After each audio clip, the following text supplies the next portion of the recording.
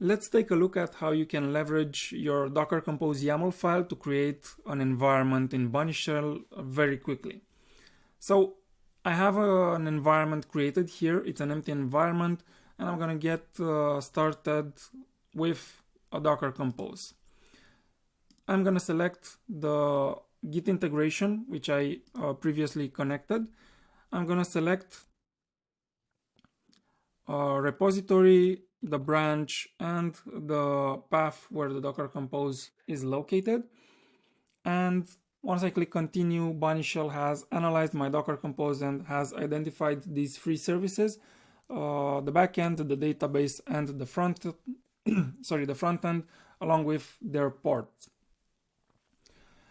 By moving forward, I can see that Bunnyshell has generated the Bunnyshell YAML for me, and we're gonna take a look at it in just a second.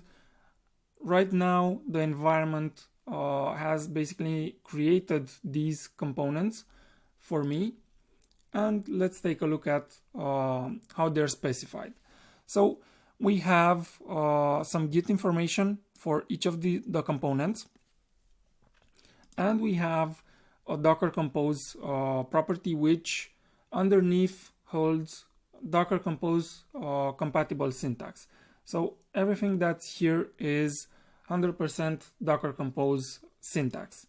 For this application, we have specified the build context, the Docker file, and the build target, which is prod by default.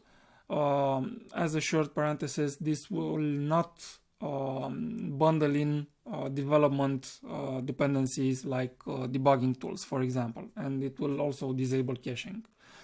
We have the environment variables imported here, the exposed ports.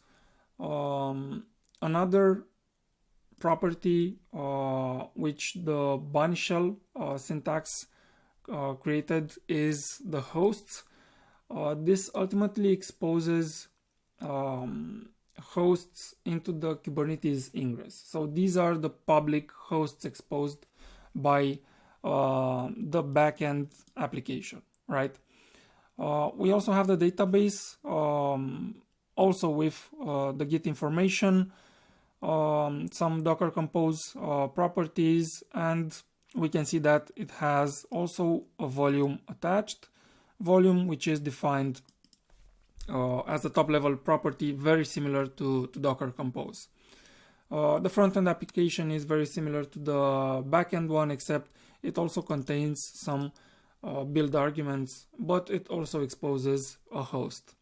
So this is it in terms of how Docker Compose can be used to leverage creating an environment in Bunnyshell.